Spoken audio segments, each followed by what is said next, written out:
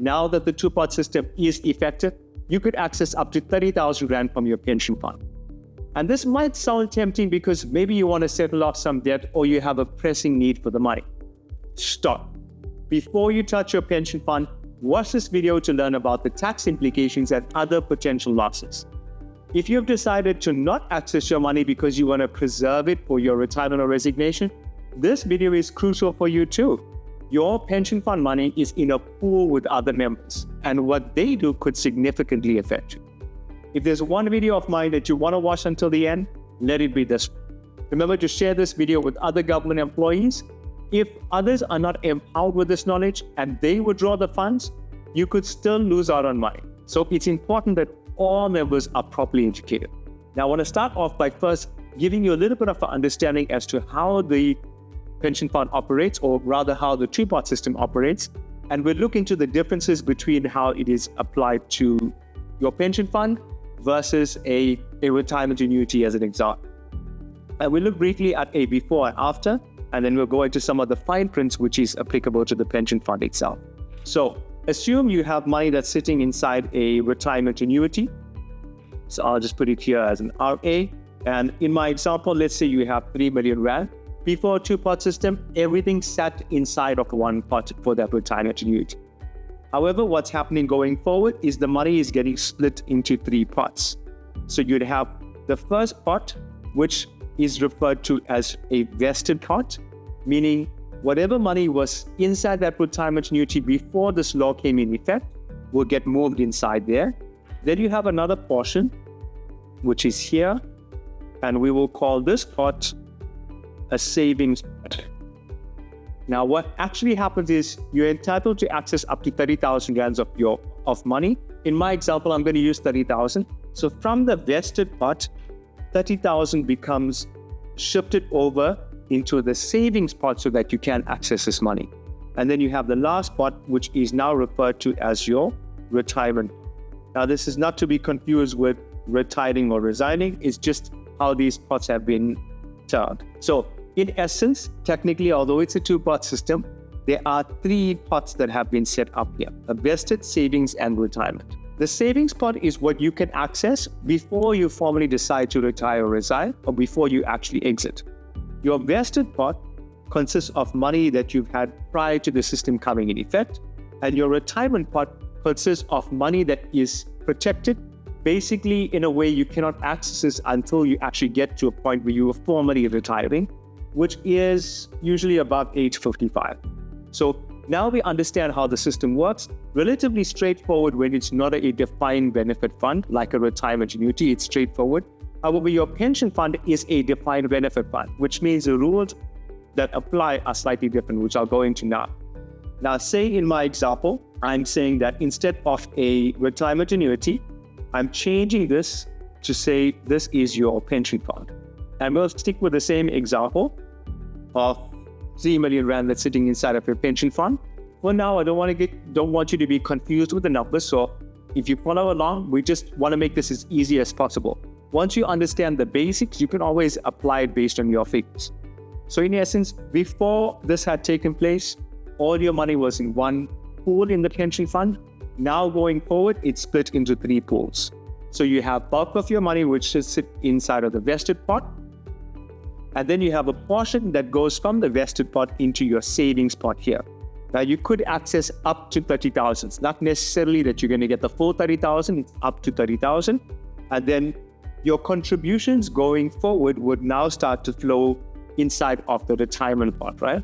And that money, remember, is secure. Now, where some clarity is needed is in terms of the pension fund, normally you could retire from age 55 or resign from age 55. So one thing you want to check, which I haven't seen full clarity on, is would the pension fund allow you to access this pool if you happen to leave from age 55, or do you have to get to your specific retirement age, right? For example, for SAPS members, the exit age is 60. For healthcare workers, the exit age is 65, right? So do you have to get to your specific retirement age, or can you exit at 55, which is how the rest of South Africa could exit? And this is something that you want to check in with your HR just to get some clarity on. Now, the next point to pay attention to is assume you access some money inside of the savings. How the system is structured, and again, you can get through clarity on from the pension fund itself, is such that they may not withdraw the full 30,000. They may look at this and adjust your years of service. And basically, the longer your years of service, because it's a factor that's considered when calculating your retirement benefits as well as your resignation benefit, the more your years of service, the higher those values. So what could happen that you want to be mindful for is you might access 30,000 now and say you are leaving in 5 years' time or 10 years' time. At a later point in time, if they are adjusting the years of service, think about your salary. Your salary would have increased from now to then, isn't it? And as a result of that, when they reduce your years of service because of this, you might end up seeing that it wasn't just 30,000 that was taken away. It might be a lot more.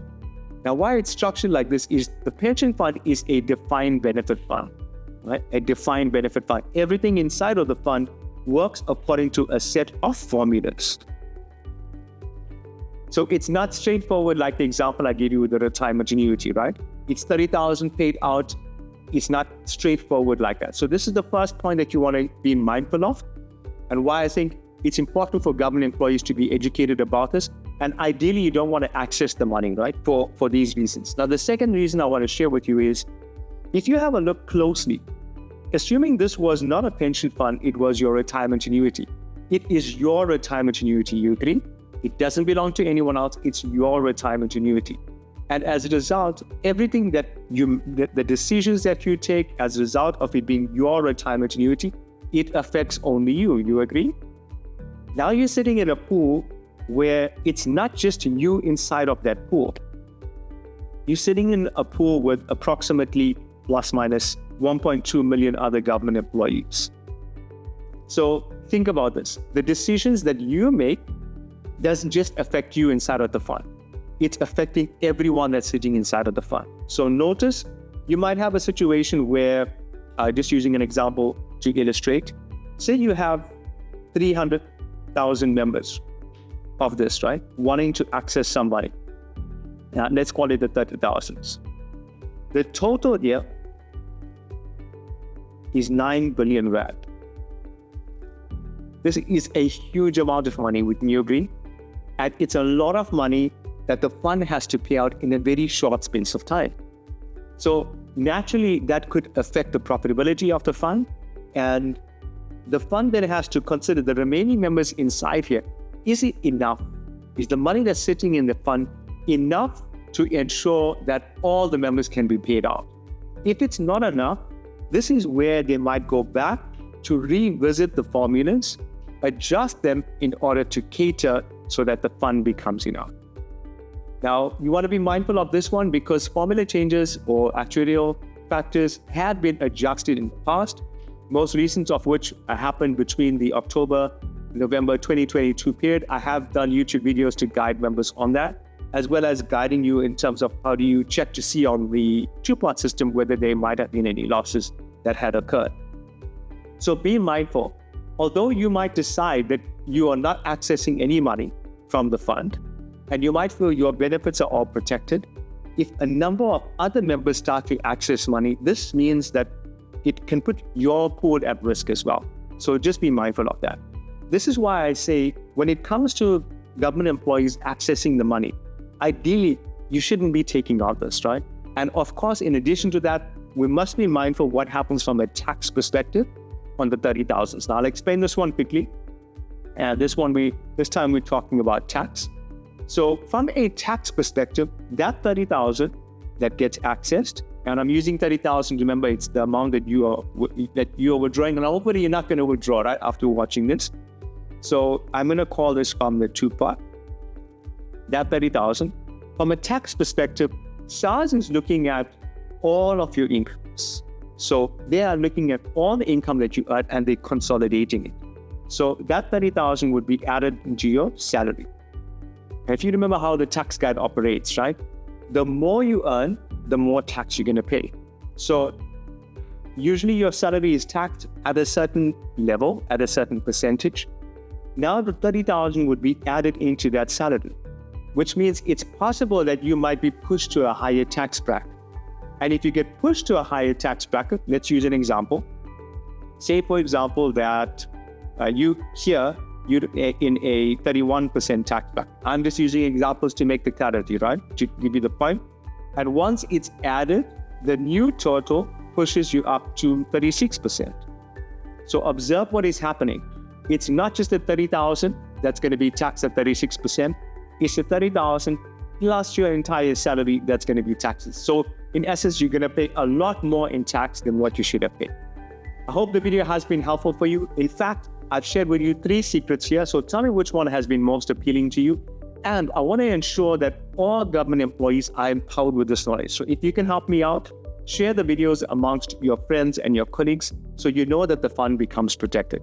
If you've not already done so, hit that subscribe button and I'll catch you on the next video.